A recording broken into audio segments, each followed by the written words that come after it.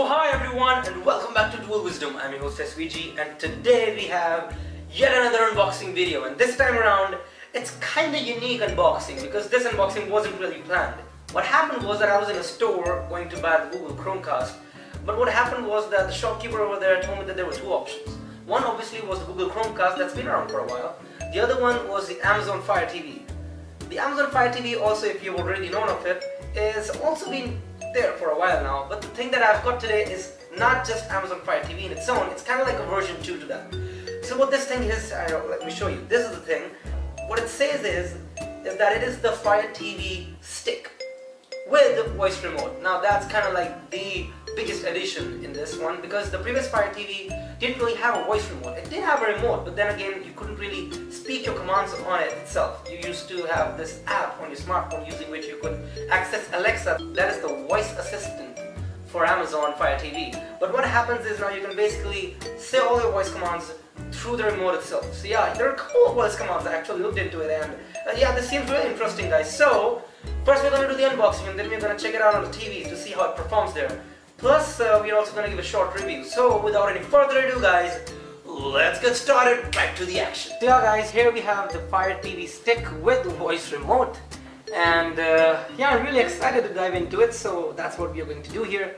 Up in the box, we first see that these are some of the apps that they're telling about. I mean, these just might be the top apps this thing has to offer, but still, we're going to look at it, I guess. Obviously, they have the Amazon Prime Video, which is basically the competitor to Netflix, so both having in the same page for an Amazon product, it's kind of interesting. But anyway, so yeah, first we're going to open this now ASAP. Alright, so now we have opened it, and right, so ooh, it's thrilling. Okay, we don't want to sound cheesy though, but still. Okay, so right here we have the paper box. I don't know that. A paper box of sorts at least. Then we open it right here. Let's open it like that, I guess. And then take it out like that. Whoa, that's nice. First, we have a few booklets here. You know, the boring stuff. It's going to teach you how you use it, and we're going to look at that if we have to. It's not really that we want to though. I mean, seriously, who reads these things? Anyway, so yeah, here's the actual stuff that we're gonna need. Apart from that, here's also a few things. First, let's finish this right part because we just took care of the manuals and stuff. So yeah, this is a USB cable. That's interesting. Okay, so this is the USB cable, guys, and this is pretty long, as you can see right here. So the reason this USB cable is given is because, first of all, just as in Chromecast, this micro USB 2.0 port is supposed to be connected to the Fire TV stick. That's what they call it. And then this is supposed to be going to an adapter that's going to be connected to a port. So yeah, basically, instead of getting something like a chargeable stick, they basically like the one that's constantly connected idea more, which makes sense because in the end this is more like a TV rather than a laptop. So yeah, that makes a bit more sense. Although this means that you're supposed to be having like a port near you all the time if you have like a TV. I mean, in my sense, the port is not really that near, but still we're gonna try to do stuff. I mean, so that means that if you're supposed to be connecting your television, you're supposed to be having like an extra port, right, besides your television, so that you can connect it with the, you know, like the TV. So yeah, that's the thing that you have to consider with this.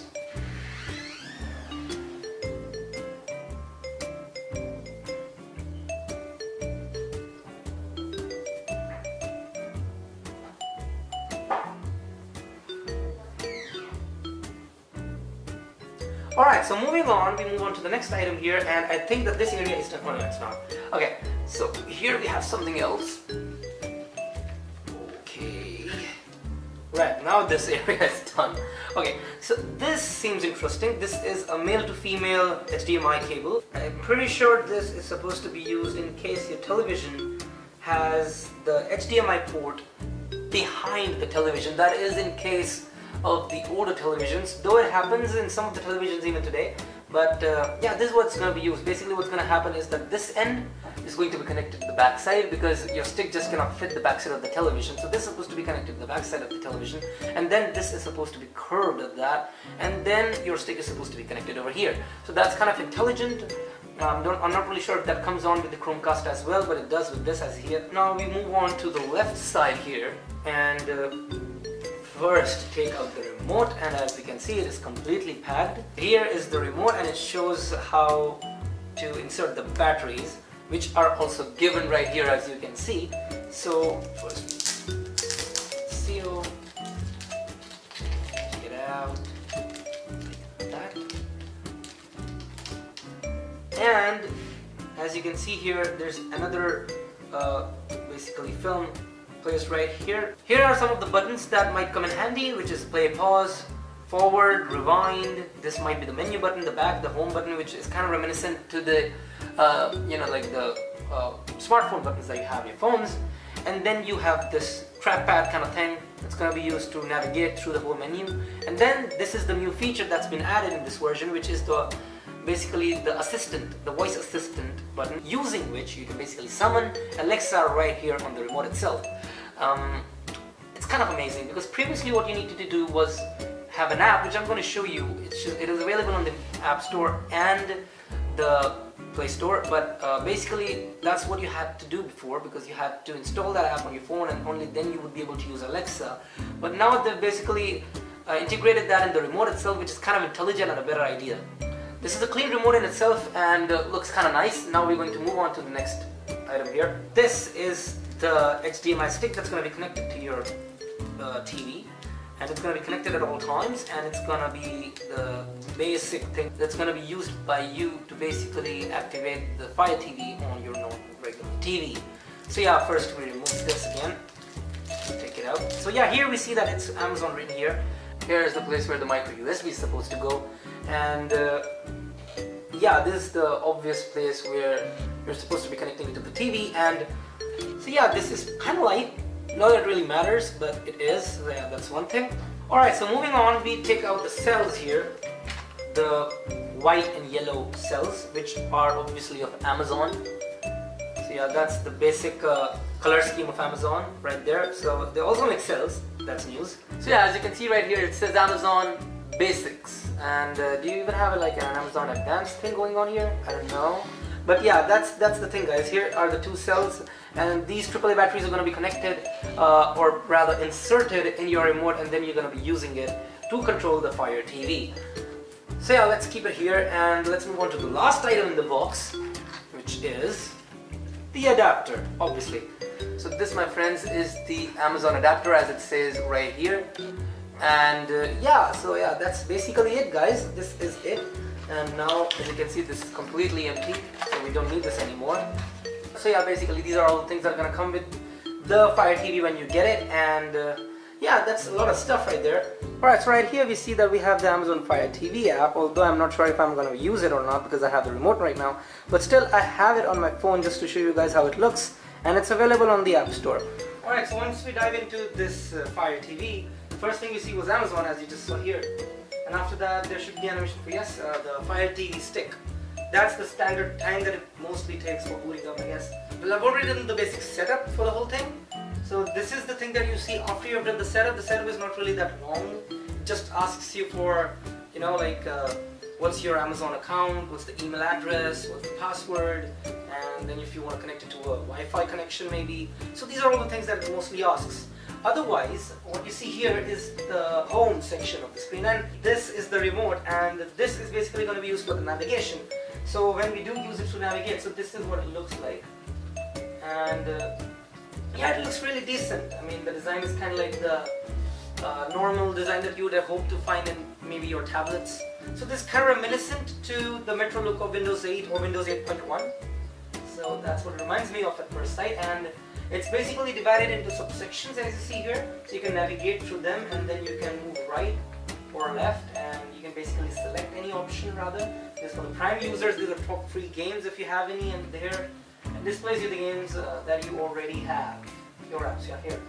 So yeah, it has the apps like YouTube and stuff. I mean, obviously when I was going through the market, there weren't like too many free apps, especially in the place where I live. And but yeah, there were a lot of games that I would find. Some of them were paid, but some of them were also free, so that's also one thing to consider here. Another really great thing about this is Alexa. That's the voice assistant for the Fire TV. So what this basically is kind of like the Siri for iPhone. So you can basically access it by clicking on this microphone button here. So the basic example for that would be something like, let's say, what's the weather in India today? Which location was that? I'm bound with a specific city in India. New Delhi. So basically you need to tell it what the proper location in India is, and then it tells you basically the information that you've asked it for. So yeah, that's the thing. That's kind of like an example of what you can do. You can basically do a lot of other stuff that you can basically do with other voice assistants. So I've not really tried anything else. Let's try that maybe. Let's see. Hey Alexa, how are you? I'm good. I hope you're doing well too.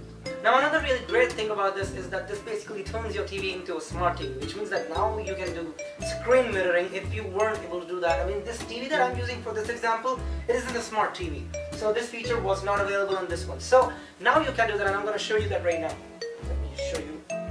Now one option for you to do that would be to straight go to the settings, or the other option would be for you to click on the home button on your remote and basically hold on to that till it pops up a menu like such. And when it's there, so you basically go for screen mirroring, and then it's going to show a code. Now what you do is you go to your device, choose Wi-Fi mirroring, and then enable it and then connect to it. As you start connecting, there would be a change in the dialog on the screen, and just take about like 5 to 10 seconds, and then you will be in. So as you see, that's how it goes. And now this is the device, and this is what it looks like on the screen. Now you can basically do whatever you want. You can do YouTube and stuff. Apart from YouTube, which you can also use horizontally by the way, which actually makes a lot more sense. Another option for you to access YouTube or other options is to simply go to the apps of this TV. So in that case, it would be something like, as you see now, it exited the display mirroring, which is because I clicked on the home button to show you the other thing about this, which is YouTube. Now basically YouTube is the basic thing that you're going to be using this TV for, because either you do the same on your maybe your mobile phone, or you can basically do that on the computers. But then again, if you can do the same on your TV, that's also kind of like a nice touch to it. So yeah, that's kind of the first thing that you expect from a smart TV. So yeah, that's there. So here you can see that we are in YouTube, and one more thing to note here is that in no way possible can you use Alexa to navigate through YouTube, because YouTube is kind of like an app inside of the Fire TV, and Alexa is used to control only the Fire TV, so it's not going to be controlling any of the apps. That's kind of like a bummer, but also it's kind of natural. So yeah, we can let that one slide. But anyway, so yeah, then you can basically go and search. The searching thing is a bit of a, I don't know, like a hassle maybe, because when you try to search something, it's basically give you this kind of like a keyboard, and when it does give you this kind of keyboard and you have to type out the whole thing, and basically going on right, down, left, up, it's kind of tough, you know. We are kind of used to touchscreen, and now it's kind of tough to us. But another way around it would be to just use your phone as a remote maybe. I mean, there's an app, as I already said, it's the Fire TV remote app on your phones. You can use that to basically do the same thing. And connecting it is pretty easy. You open your app and then you basically search for the nearby Fire TVs. Your TV is going to pop up, fortunately, and then you're going to connect it, and then you can basically use the keyboard in the app to basically type this kind of thing. When we look at the games here, so you'd see that we have Rice Box, Tic-Tac-Toe, and Snake Millennium. Now these are the games that I've put in this. These aren't the games that come in the system by default. So obviously you've got a lot of other options, but you know, it's just that these are the kind of games that you would actually want to play with the kind of controls that it offers. I'm not saying that you can't play any other kind of games, because now the plus point here though is that you can basically play all the games, almost all the games that you are already playing on your phone.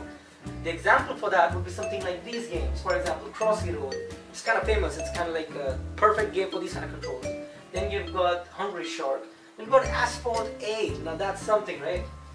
You know, you've got Hill Climb, and these are just some of the games. It's not even all. They're just some of the free games, the top free games, and there are more.